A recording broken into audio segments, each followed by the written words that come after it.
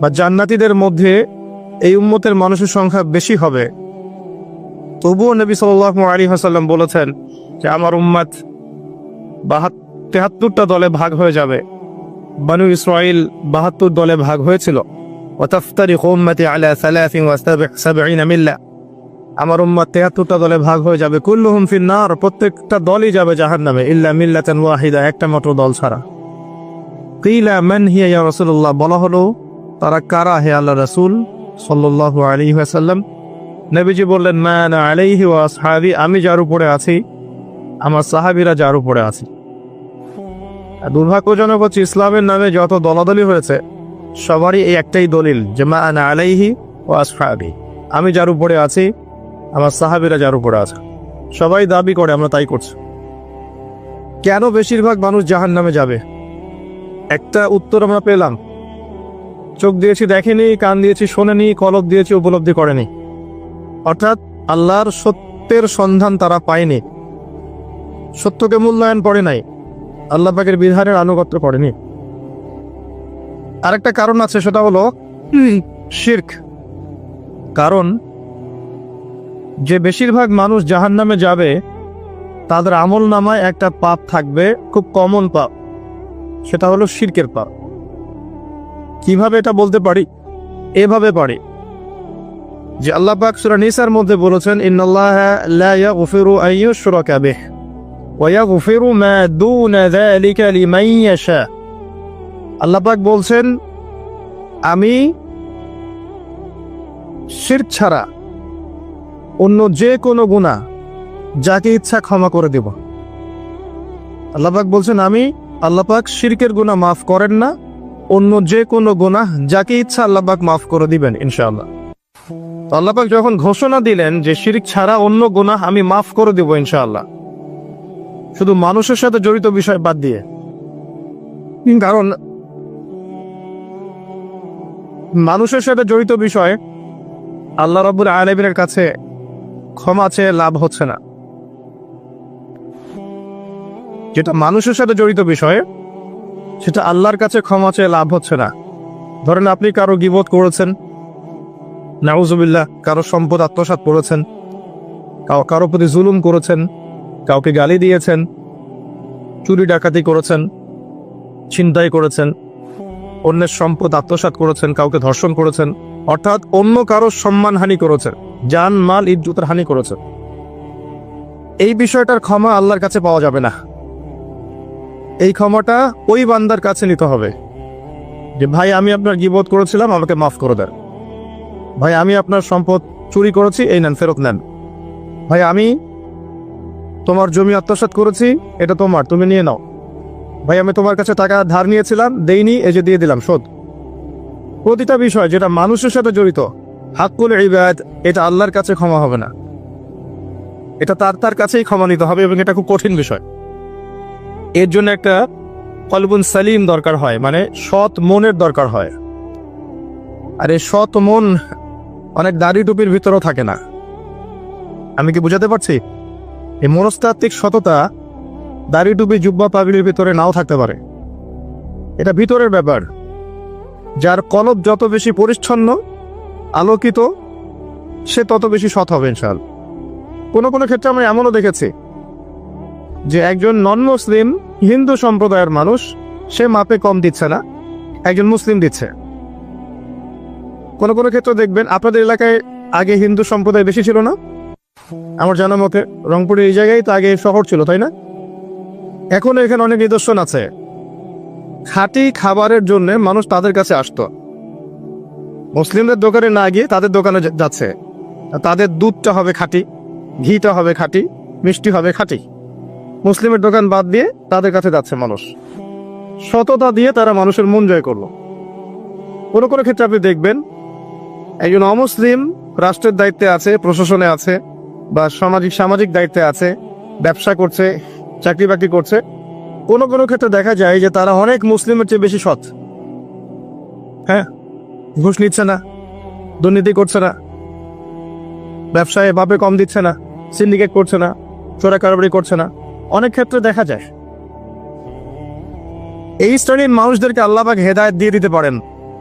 যাদের মনের মধ্যে আল্লাহ পাক সততা দেখবেন, আল্লাহ পাক তাকে হেদায়েত দিবেন ইনশাআল্লাহ। এটাই নিয়ম। আর যার হৃদয়ের মধ্যে সততা নাই, বাহ্যিকভাবে যদি মনেও হয় যে সে জান্নাতের পথে হাঁটছে, এমন হতে পারে দিন শেষেও জাহান্নামেই যাবে, নাউজুবিল্লাহ। যে প্রসঙ্গে এখানে আসলাম, মানুষের সাথে জড়িত হকটা মানুষের সাথেই ডিল করতে হবে। এটা কাবা ঘরের গেলাফ ধরে কানলেও ক্ষমা হবে না, কারণ আল্লাহ পাক তো রহমানুর রহিম নন, শুধু আল্লাহ পাক ন্যায় বিচারকও বটে। কথা কি বুঝতে পারছেন? আল্লাহ পাক শুধু রহমানুর রহিম নন যে সব মাফ করে দিব, একই সাথে শাদীদুল ইকাব, কঠোর শাস্তিদাতাও বটে। এবং আল্লাহ পাকের ন্যায় বিচার, ইনসাফটা সবচেয়ে উপরে। আল্লাহ পাক ইনসাফ করবেন, ইনসাফ করবেন। রহমানুর রহিম কোন অর্থে? আল্লাহ পাক চান যে তার বান্দারা জান্নাতে যাক, এবং তার জন্য আল্লাহ পাক নবী রাসূল পাঠিয়েছেন, আসমানি কিতাব পাঠান, মানুষকে খাওয়ান, পড়ান, হেদায়েত দেন, ভালো মন্দ বোঝান, বিবেক দেন, সবকিছু দেন। রহমানুর রহিম ছাড়া কোনো সত্তা এমন করতে পারে? এরপরেও যখন মানুষ জাহান্নামের পথে হাঁটবে, তখন আল্লাহ পাক কি আমরা দোষ দিতে পারবো? পারবো না। কিয়ামতের দিনের দরকার ছিল। আগে আমরা ভাবতাম যে কিয়ামতের দিনের কি দরকার ছিল, ছোটবেলায় ভাবতাম আর কি, যে এত সমস্যা, মানুষ হয়ে জন্ম নিয়েই তো বিপদে পড়ে গেলাম, কিয়ামতের দিনে তো অবস্থা খারাপ, কি জন্য আল্লাহ এত কঠিন শাস্তি দিবেন, জাহান্নাম সৃষ্টি করেছেন ইত্যাদি। সত্যিকার অর্থে কিয়ামতের দিন না থাকলে কোনো জালেমের বিচার হতো না, যাদের বিচার দুনিয়া হয়নি। কথা কি বুঝতে পারছেন? যে জালেমদের বিচার দুনিয়াতে হয় নাই, তারা পার পেয়ে যেত। কিয়ামতের মাঠ আছে বলেই তারা পার পাবে না। আর যে মাজলুমরা দুনিয়াতে কেঁদেছে, দুনিয়াতে কষ্ট সহ্য করেছে, সাফার করেছে, তাদের জন্য সুসংবাদ কিয়ামতের মাঠ, তারা সেখানে প্রতিদান পাবে ইনশাআল্লাহ। এজন্যই কিয়ামতের মাঠের দরকার ছিল, না হলে সব জালেম কি হতো? পার পেয়ে যেত, যারা দুনিয়াতে বিচার পায়নি। তো এর জন্য সৎ মনের দরকার। যদি মানুষের সাথে জড়িত বিষয় থাকে, তাকে ফেরত দিতে হবে। যদি আপনি জনগণের সম্পদ আত্মসাৎ করে থাকেন, সবার সামনে দাঁড়িয়ে বলতে হবে যে তোমাদের এই সম্পদ ছিল, আমি আত্মসাৎ করেছি, আমার সম্পদ থেকে এগুলো নিয়ে নাও। তারপরে জান্নাতের প্রশ্ন আসবে, তার আগে নয়। এত সহজ নয়। তাহলে কিয়ামতের মাঠে উঠে দেখবেন কিছু কিছু মানুষের ঘাড়ের মধ্যে দেখবেন রিলিফের মাল আছে। হ্যাঁ, কিয়ামতের মাঠে উঠে দেখবেন কিছু মানুষের ঘাড়ে রিলিফের মাল আছে, টিন আছে, গম আছে, চাল আছে, ত্রাণ আছে। নবী সাল্লাল্লাহু আলাইহি ওয়াসাল্লাম বলেছেন, যে যেটা আত্মসাৎ করবে সেটা নিয়ে কিয়ামতের মাঠে উঠবে। হ্যাঁ, কেউ যদি একটা গরু আত্মসাৎ করে থাকে, গরু তার ঘাড়ে থাকবে। হ্যাঁ, গরু নিয়ে হাঁটবে সে। কেউ যদি ছাগল আত্মসাৎ করে থাকে, ছাগল থাকবে ঘাড়ে। কেউ যদি কারো জমিন আত্মসাৎ করে থাকে, জমি, ওই এক তবক হলে 7 তবক চাপিয়ে দেওয়া হবে। তবক মানে তো বোঝেন, তবাখন আইন তবাক, কোরআন পড়ে দেখেন। এর জন্য দুনিয়াতে হকটা মেটাতে হবে, এটা খুব ডিফিকাল্ট। ওমর রাদিয়াল্লাহু আনহু একবার একজন বেদুইনের বুকের মধ্যে লাঠি দিয়ে আঘাত করেছিলেন। আঘাত করাটা তার জন্য জায়েজই ছিল ওই সময়, কারণ সে বিরক্ত করছিল বারবার। ওমর রাদিয়াল্লাহু আনহু রাষ্ট্রীয় বড় দায়িত্ব পালনে ব্যস্ত ছিলেন। এই সময় একজন বেদুইন এসে তার জামা ধরে টান দিচ্ছে, দিয়ে বলছে যে আমার কথা শোনেন, আমার কথা শোনেন। তিনি ব্যক্তিত্ব সম্পন্ন মানুষ ছিলেন, লাঠি দিয়ে একটু গুতা দিয়েছেন, দেখছো না আমি ব্যস্ত আছি। একটু পরেই তার চিন্তা হলো, আমি কি জুলুম করে ফেললাম? একজন সাহাবীকে পাঠালেন তাকে ডেকে নিয়ে আসবে।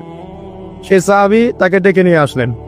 এবার সেই ব্যক্তিকে দাঁড় করিয়ে ওমর রাদিয়াল্লাহু আনহু বলছেন, আমিরুল মুমিনিন, অর্ধ জাহানের খলিফা, অর্ধেক বিশ্বের খলিফা, ছোট্ট একটা কান্ট্রির না, পুরো অর্ধেক বিশ্বের খলিফা। তিনি বলছেন, এই লাঠি নাও। হাদা সদরি ইন আরাত, এই যে আমার বুক, তুমি যদি চাও আমার বুকে ওইভাবেই গুতা দিয়ে প্রতিশোধ নিয়ে নাও। আমি কি বুঝাতে পারছি কথা কিছুটা? এই ব্যক্তি হতভম্ব হয়ে গেল যে সত্যি কি উনি আমাকে এই কথাটা বলছেন? তিনি আমিরুল মুমিনিন হয়ে এই কথা বলছেন যে আমার বুকের মধ্যে লাঠি দিয়ে আঘাত করে তুমি প্রতিশোধ নিয়ে নাও। ওমর রাদিয়াল্লাহু আনহু বলছেন, হ্যাঁ এটা করো, কিয়ামতের মাঠে আমাকে আল্লাহর ওয়াস্তে জবাবদিহি করায়ও না। তখন সেই ব্যক্তি বলছে, আমিরুল মুমিনিন, আমার এটার কোনো প্রয়োজন নেই, আমি আপনাকে মাফ করে দিলাম। ওমর ইবনে খাত্তাব তিনি বলছেন যে আল্লাহ তোমাকে মাফ করে দিন। সুবহান। এই ছিল ইনসাফ। যদি মানুষের সাথে জড়িত কোনো হক থেকে থাকে তাহলে এই দুনিয়াতেই পরিশোধ করতে হবে। কারো টাকা নিয়ে থাকলে টাকা ফেরত দিয়ে দিবেন। কারো যদি জমির সম্পত্তি কোনোভাবে ঝগড়াঝাটি হয়ে থাকে, জমি নিয়ে নিয়েছেন কোনোভাবে, ফেরত দিয়ে দিবেন। যদি বোনের সম্পত্তি পাওয়ার অধিকার থাকে দিয়ে দিবেন। যার যার হক তাকে তাকে দিয়ে দিবেন। পরকালের জন্য নিউট্রাল হয়ে যান। পরকালে মানুষের সাথে জড়িত কোনো হক নিয়ে ওঠেন না। খুব ডিফিকাল্ট। কি হবে তাহলে?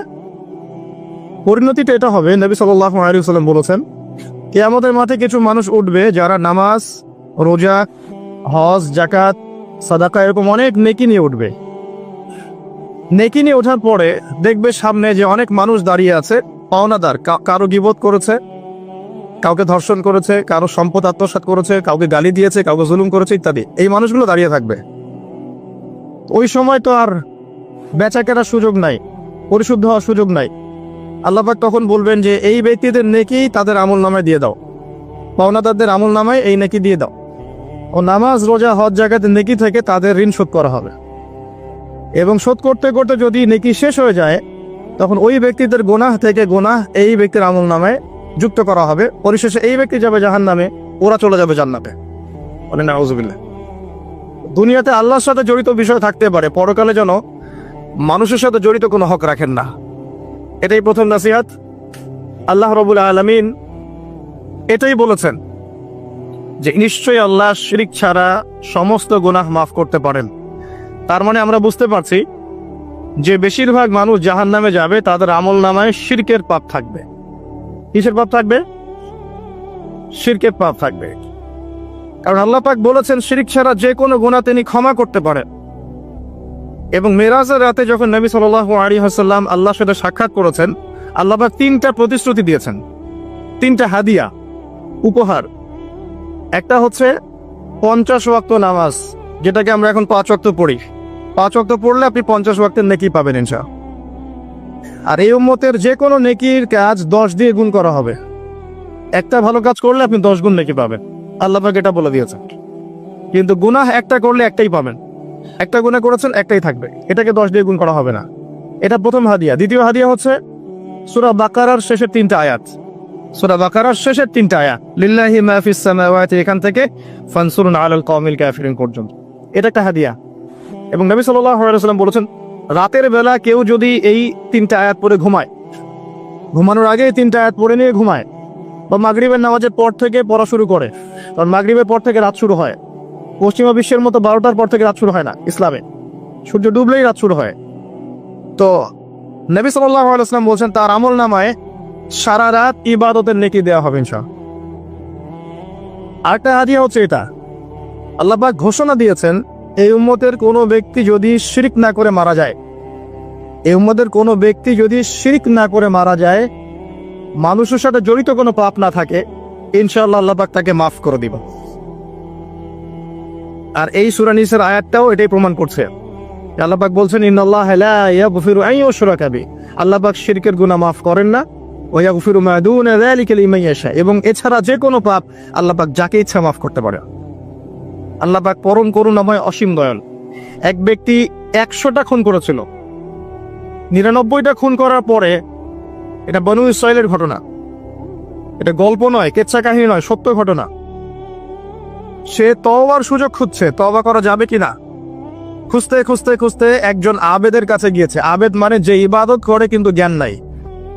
2 রকম মানুষ থাকে মুসলিমদের মধ্যে, একজন এক শ্রেণী আলেম যারা জানে এবং জানা অনুযায়ী আমল করে, আর এক শ্রেণী হচ্ছে খুব একটা জানে না কিন্তু দেখা দেখে আমল করে, এটাকে বলা হয় আবেদ। এই ব্যক্তি ছিল আবেদদের একজন। তার কাছে গিয়ে বলছে আমার কি তওবা হবে, আমি 99টা খুন করেছি, সিরিয়াল কিলার। সেই ব্যক্তি বলেছে না, তোমার কিসের ক্ষমা, তুমি এতগুলো খুন করেছো, তোমার ক্ষমা হতে পারে। রাগে এই ব্যক্তিকেও সে খুন করেছে, করে 100টা পূর্ণ করেছে। এরপরে আরেকজনের সন্ধান পেয়েছে যে একজন আলেম, তার কাছে গিয়ে তওবার সুযোগ খুঁজছে। সে বললো হ্যাঁ তোমার তওবা হবে ইনশাআল্লাহ, তুমি খালেস ভাবে তওবা করো, করে এই এলাকা থেকে চলে যাও, কারণ তওবার পরে নতুন জীবন শুরু করবে। এই পরিবেশে থাকলে তুমি অতীতের হিস্ট্রিগুলো তোমার মনে করবে, তুমি চলে যাও দূরে কোথাও, সেখানে গিয়ে থাকা শুরু করো। সে তওবা করে ওইদিকে চলে যাচ্ছিল, রাস্তায় মৃত্যু হয়। এবার 2 শ্রেণীর ফেরেশতা চলে আসছে, জান্নাতের এবং জাহান্নামের। কে তার আত্মা নিবে? আমরা মৃত্যুর সময় টের পেয়ে যাবো যে কে জান্নাতে কে জাহান্নামী। ফেরেশতাদের আকৃতি দেখেই, ঠিক আছে? আর একজন মানুষের মৃত্যু থেকেই তার কিয়ামত শুরু হয়ে যায়। কিয়ামত কবে হবে এর চেয়ে বড় কথা যে মৃত্যুর জন্য আমরা প্রস্তুত কিনা। তো এখন জাহান্নামের ফেরেশতারা রূহ নিতে চাচ্ছে ওই ব্যক্তির, আবার জান্নাতি ফেরেশতারাও চাচ্ছে। দুজনের মাঝখানে একটা ডিবেট চলছে। আল্লাহ রাব্বুল আলামিন তখন কৌশল করে বললেন, তোমরা রাস্তাটা মেপে দেখো, সে যতদূর এসেছিল এই রাস্তার পরিমাপ বেশি না যেখানে যাচ্ছিল এর পরিমাপ বেশি। দেখা গেল সে যতদূর গিয়েছিল এর পরিমাপ বেশি। আল্লাহ পাক জমিনটা প্রশস্ত করে দিলেন। এভাবে কৌশল করে আল্লাহ পাক এই ব্যক্তিকে মাফ করে দিলেন। এখানে আপনাকে খুনের অ্যাক্সেস দেওয়া হচ্ছে না। এই হাদিসটা বলে আপনাকে খুন করতে উৎসাহিত করা হচ্ছে না। আপনাকে বোঝানো হচ্ছে আল্লাহ পাকের মার্সি, দয়া কত প্রশস্ত।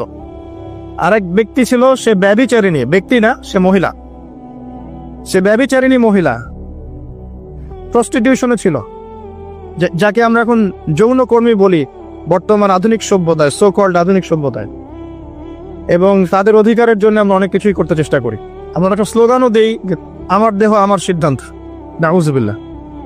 তো এই মহিলা রাস্তা দিয়ে যাচ্ছিল, দেখেছে একটা কুকুর পিপাসার্থ, প্রচন্ড পিপাসার্থ, জিহ্বা বেরিয়ে গেছে। তার মায়া লাগলো, সে নিজের মোজাটা খুলে কুয়াতে নামালো, নামিয়ে অনেক কষ্ট করে সে পানি উঠালো, উঠিয়ে কুকুরকে পান করিয়েছে। এই একটা কাজের জন্য আল্লাহ পাক তাকে মাফ করে দিয়েছে। আরেকজন ব্যক্তি যে প্রচন্ড পাপী ছিল, মৃত্যুর সময় সে তার সন্তানদেরকে ওসিয়ত করছে যে আমি অনেক অন্যায় করেছি, আল্লাহ যদি আমাকে ধরতে পারেন তাহলে আমার অবস্থা খারাপ।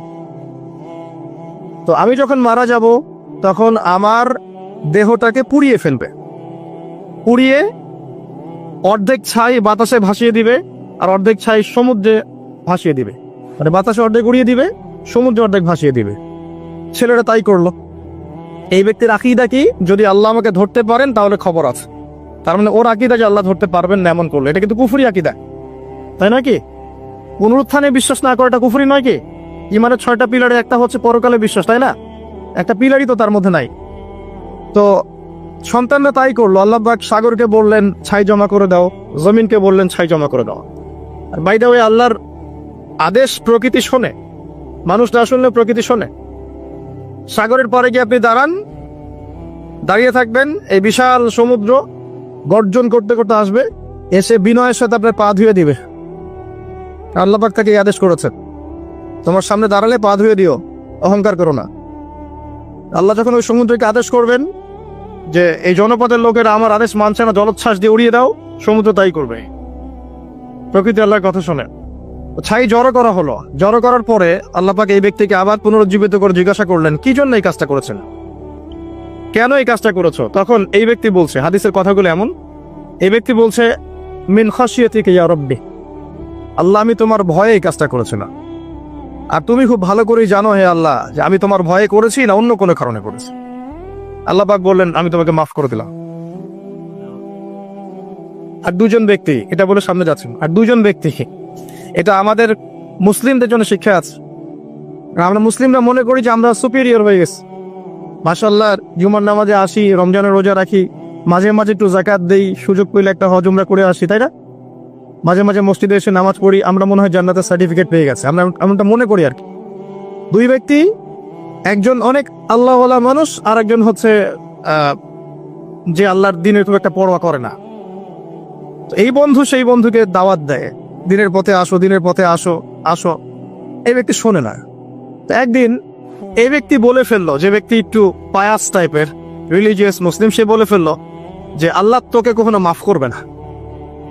কথাটা শোনেন, আল্লাহ তোকে মাফ করবে না, তোকে এত ডাকি দাওয়াত দিই, তুই কথা শুনিস না। মৃত্যুর পরে আল্লাহ পাক এই দুইজনকে জীবিত করলেন। জীবিত করে বললেন, কে তোমাকে ইখতিয়ার দিয়েছে যে আমি কাউকে ক্ষমা করব কি করব না এই বিষয়ে সিদ্ধান্ত দেওয়ার? আজকে আমি ওকে মাফ করে দিলাম আর তোমাকে জাহান্নামে দিলাম, যাও। যার মনের মধ্যে যাররা পরিমাণ অহংকার থাকবে সে ব্যক্তি জান্নাতে যেতে পারবে না। আর অহংকার এবং রিয়াটা এত সূক্ষ্ম যে অন্ধকার রাতে কালো পাথরের উপরে যদি কালো পিঁপড়া হাঁটে, এটা যেমন সূক্ষ্ম, রিয়া এবং অহংকার এতটাই সূক্ষ্ম। এবং যখন আপনারা ইসলামিক ব্যক্তিত্বদেরকে নিয়ে আইওয়াস এবং শোডাউনে লিপ্ত হন, তখন অহংকার তাদের মনের মধ্যে চলে আসতে পারে। এই বিষয়গুলো থেকে সম্পূর্ণ দূরে থাকা উচিত। আল্লাহ পাক আপনাদেরকে বোঝার তৌফিক দান করুন। শিরকের পাপ থেকে বেঁচে থাকুন, মানুষের সাথে জড়িত পাপ থেকে বেঁচে থাকুন। আল্লাহ পাক পরম করুণাময়, অসীম দয়ালু। আল্লাহ পাক সমস্ত গুনাহ মাফ করতে পারেন। এর মানে এই নয় যে গুনার এক্সেস দেওয়া হচ্ছে, লাইসেন্স দেওয়া হচ্ছে, এমনটা নয়। আল্লাহ পাকের দয়া বোঝানো হচ্ছে। আল্লাহ আপনাকে ভালোবাসেন এবং আল্লাহই আপনাকে প্রকৃত অর্থে ভালোবাসেন, বাকিরা আপনাকে স্বার্থের জন্য ভালোবাসেন। মনে রাখবেন, প্রকৃত অর্থে শুধু আল্লাহই তার বান্দাদেরকে ভালোবাসেন, বাকিরা মানুষের অবস্থানকে ভালোবাসে, মানুষের ব্যক্তি সত্তাকে নয়, আপনার আত্মাকে নয়, আপনার অবস্থানকে। এটা আপনি হারে হারে উপলব্ধি করবেন যত দিন যাবে। বাকি বিষয়গুলো স্বার্থকেন্দ্রিক। আল্লাহ রাব্বুল আলামিনের ভালোবাসা স্বার্থকেন্দ্রিক নয়, নিঃস্বার্থ। আল্লাহর জন্য ভালোবাসো। মাকে ভালোবাসেন আল্লাহর জন্য, বাবাকে ভালোবাসেন আল্লাহর জন্য, আপনি সন্তান সন্ততিকে ভালোবাসেন আল্লাহর জন্য, স্ত্রীকে ভালোবাসেন আল্লাহর জন্য। তাদের জন্য করেন আল্লাহকে সন্তুষ্ট করার জন্য, তাদের কাছে কিছু পাওয়ার আশায় না। যখন আপনি কারোর কাছে কিছু পাওয়ার আশা করবেন, তখন তার কাছ থেকে কষ্ট পাবেন। যখন কারো কাছে কিছু পাওয়ার জন্য আপনি আশা করবেন, তখন তার কাছে কষ্ট পাবেন। এর বাইরে একটা ভালোবাসা থেকে, ডিভাইন, আল্লাহর পক্ষ থেকে আসে। সেই দুই ব্যক্তি যারা আরশের ছায়া ছায়া পাবে, ওই 7 শ্রেণীর মধ্যে এক শ্রেণী হচ্ছে ওই দুই ব্যক্তি যারা একে অপরকে শুধু আল্লাহর জন্য ভালোবাসত।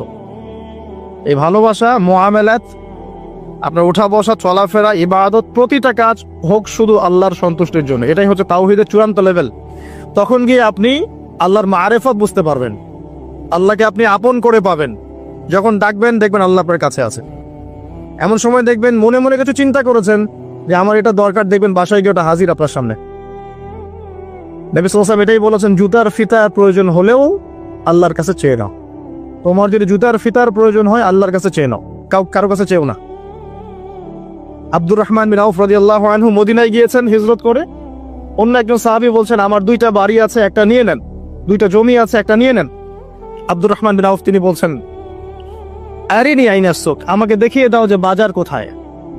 অল্প কিছু খেজুর কিনলেন, আল্লাহর প্রতি তাওয়াক্কুল করে গায়রাতের পরিচয় দিলেন, ব্যক্তিত্বের পরিচয় দিলেন, দিয়ে তিনি চলে গেলেন বাজারে। বাজারে গিয়ে ব্যবসা শুরু করলেন। মাত্র 7 বছরের ব্যবধানে তিনি মদিনার শ্রেষ্ঠ ধনীদের একজন হয়েছেন। আল্লাহর হয়ে যান, শুধু আল্লাহকে আপন করে নেন, দেখবেন সবকিছু আপনার অনুকূলে ইনশাআল্লাহ। ইন্না সলাতি ওয়া নুসুকি ওয়া মাহইয়ায়া ওয়া মামাতি লিল্লাহি রাব্বিল আলামিন, এই কনসেপ্টে আসেন। ইব্রাহিম আলাইহিস সালাম বলেছেন, আমার সালাত, আমার যত কুরবানি, আমার জীবন, আমার হায়াত, মৃত্যু সবকিছু আল্লাহর জন্য। তখন দেখবেন দুনিয়াতে যদি আল্লাহর পথে চলতে আপনি বাধা পান, বিপত্তি পান, কষ্ট পান, দুঃখ কষ্ট আসে, বালা মুসিবত আসে, আপনার মুখে হাসি থাকবে। আপনি বুঝবেন এগুলো আল্লাহর জন্য, আল্লাহ এগুলোর প্রতিদান দিবেন ইনশাআল্লাহ। এবার আসেন আরেকটা পয়েন্ট এসে আমি আলোচনা শেষ করতে চাই। আমাদের সামনে একটা মৌসুম অপেক্ষা করছে আল্লাহর ক্ষমা পাওয়ার। 3 শ্রেণীর মানুষের জন্য নবী সাল্লাল্লাহু আলাইহি ওয়াসাল্লাম অভিশাপ দিয়েছেন। অভিশাপ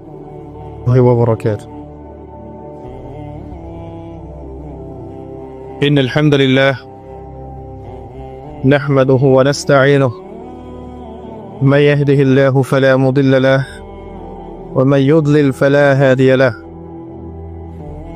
ونشهد أن لا إله إلا الله وحده لا شريك له ونشهد أن محمدا عبده ورسوله أما بعد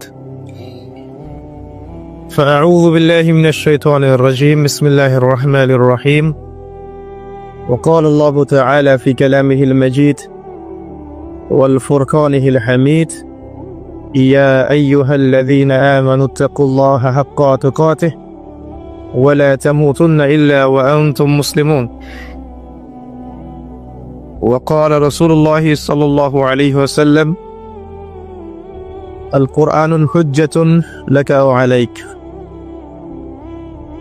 رب اشرح لي صدري ويسر لي أمري واحلل عقدة من لساني يفقه قولي اللهم فقهنا في الدين وعلمنا التأويل اللهم اجعلنا منهم الذين آمنوا وعملوا الصالحات وتواصوا بالحق وتواصوا بالصبر আলহামদুলিল্লাহ, যাবতীয় প্রশংসা এবং গুণগান একমাত্র মহিয়ান ও গরিয়ান আল্লাহ রাব্বুল আলামিনের জন্য, যে আল্লাহ সুবহানাহু ওয়া তাআলা নাজিল করেছেন মহাবিশ্বের মহাবিশ্বয় মহাগ্রন্থ আল কোরআনুল কারীম। যে আল্লাহ পাক আমাদেরকে আজকে সুস্থ শরীরে মসজিদে আসার তৌফিক দান করেছেন, আমাদেরকে মুসলিম পরিবারে জন্মগ্রহণ করার তৌফিক দান করেছেন, মুহাম্মদ সাল্লাল্লাহু আলাইহি ওয়াসাল্লামের উম্মাহ হওয়ার সৌভাগ্য দান করেছেন। সকলেই শুকরিয়া আদায় করি, বলি আলহামদুলিল্লাহ। অগণিত অসংখ্য দরুদ এবং সালাত বর্ষিত হোক মহান আল্লাহ প্রেরিত সর্বশেষ এবং চূড়ান্ত নবী, মানবতার মুক্তির দূত মুহাম্মদুর রাসূলুল্লাহ সাল্লাল্লাহু আলাইহি ওয়াসাল্লামের প্রতি। আমরা সংক্ষিপ্ত আকারে দরুদ পড়ি, আল্লাহুম্মা সাল্লি আলা মুহাম্মদ, আল্লাহুম্মা বারিক আলা মুহাম্মদ। সম্মানিত উপস্থিতি, কেমন আছেন আপনারা? আলহামদুলিল্লাহ আলা কুল্লি হাল ওয়া ফি কুল্লি মাকান। আমরা পবিত্র জুমার দিনে আছি। আল্লাহ পাক জুমার দিনে খুতবা শ্রবণ এবং সালাত আদায়ের উদ্দেশ্যে সুস্থ শরীরে মসজিদে আসার তৌফিক দিয়েছেন। আবারও বলি আলহামদুলিল্লাহ। রাসূলুল্লাহ সাল্লাল্লাহু আলাইহি ওয়াসাল্লাম বলেছেন, জুমার দিনে কেউ যদি সকাল সকাল গোসল করে এবং উত্তম কাপড় পরিধান করে, সুগন্ধি ব্যবহার করে, সকাল সকাল মসজিদে আসে এবং পায়ে হেঁটে মসজিদে আসে, ইমামের কাছাকাছি বসে, মনোযোগের সাথে খুতবা শ্রবণ করে, খুতবা চলাকালীন সময়ে কাউকে কষ্ট দেয় না, এমনকি কেউ যদি কথা বলে তাকে এটাও বলবে না যে চুপ করো,